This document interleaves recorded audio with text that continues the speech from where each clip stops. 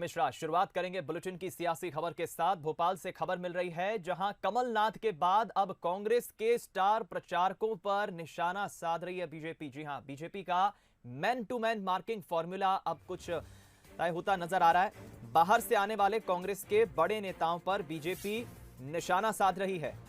VD Sharma ने जिस तरह आज भूपेश बघेल पर हमला बोला, अब खबर है कि BJP man to man marking formula पर आगे बढ़ रही है। यानी कांग्रेस के ऐसे बड़े नेता जो प्रदेश आएंगे कांग्रेस के पक्ष में चुनाव प्रचार में जनता से वोट मांगने के लिए, उन पर बीजेपी की नजर रहेगी। धर्मांतरण कराने वालों का साथ देने का आरोप वीडी शर्मा आज पहले ही लगा चुके हैं भूपेश बघेल पर।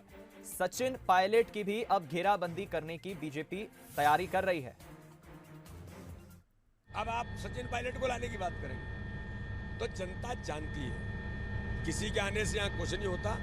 मध्य प्रदेश स्थानीय अपने जो हमारे काम हैं और गरीब कल्याण की योजनाओं में काम भाजपा ने किया और 6 महीनों में जो काम किया है, इन मुद्दों पर भारतीय जनता पार्टी को ये जनता बहुत ताकत के साथ समर्थन देगी। कोई असर होने वाला नहीं है। वो जिस मिशनरी नेटवर्क के व्यक्ति हैं, जिस ऐसे लोगों के साथ जो इस देश के अंदर हमेशा से धर्मांतरण से लेकर उनको भी भारत की उस संस्कृति और उस पर जो विश्वास नहीं है, ऐसे लोगों के साथ काम करने वाले लोग हैं वो, उनके बारे में छत्तीसगढ़ जानता है। आगे क्या होगा छत्तीसगढ़ में वो भी साफ हो जाएगा। लेकिन ये मध्य प्रदेश है, मध्य प्रदेश में ऐसे लोगों की कोई स्वीकारोक्ति नहीं है। हम रुक करेंगे इस वक्त जुगल किशोर शर्मा, विशेष संवाददाता का, हमारे साथ इस वक्त लाइव जुड़ गए खबर पर ज्यादा बातचीत और चर्चा करने के लिए। जुगल, जरा हमें बताइए कि जो बीजेपी अब man to man marking formula के तहत कांग्रेस के बड़े नेताओं की घेराबंदी करने की तैयारी कर रही है, क्या है पूरा फॉर्मूला?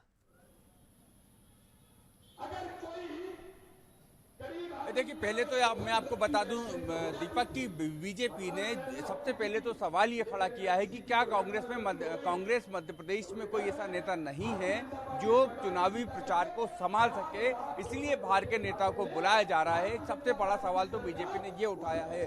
बीजेपी का ये कहना है कि जितने भी स्थानीय नेता हैं कांग्रेस के, चाहे कमलनाथ हो, चाहे दिग्विजय सिंह हो, चाहे सुरेश पचौरी हो, चाहे अरुण यादव हो, ये तमाम नेता जनता के सामने असफल साबित हो चुके हैं। इन लोगों के प्रति विश्वसनीयता नहीं बची है, ऐसा बीजेपी आरोप लगा रही है।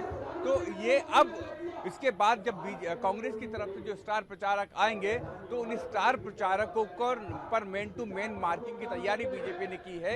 यानी वो हर उस प्रचारक जो स्टार प्रचारक आएगा उसकी क्या कमजोरियां हैं, उसके खिलाफ किस तरह के आरोप लग चुके हैं, किस तरीके से उसके खिलाफ माहौल बनाया जा सकता है, इसके लिए बीजेपी ने पूरी तैयारी की है। सबसे बड़ा उदाहरण इसका भूपेश बघेल है, छत्तीसगढ़ के मुख्यमंत्री। जब छत्तीसगढ़ के मुख्यमंत्री मध्य प्रदेश में प्रचार के लिए आ रहे थे तो बीजेपी के प्रदेश अध्यक्ष विष्णुदत्त शर्मा ने कहा कि वो धर्मांतरण करने वाले लोगों के उनके कनेक्शन है भूपेश बघेल से। यानी मैन टू मैन मार्किंग की तैयारी बीजेपी ने की है।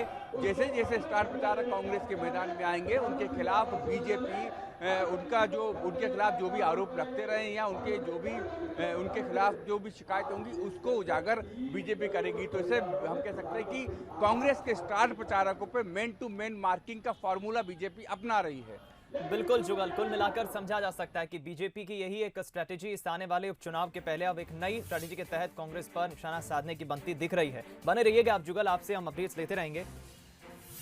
तो फिलहाल जाहिर है कि अभी तो आज भूपेश बघेल आए हैं, लेकिन आने वाले वक्त में जल्द ही कांग्रेस के पक्ष में सभाएं करने और कांग्रेस के पक्ष में वोट मांगने के लिए जनता के बीच सचिन पायलट भी आने वाले हैं। सचिन पायलट जो कि कांग्रेस का एक बड़ा चेहरा रहे हैं,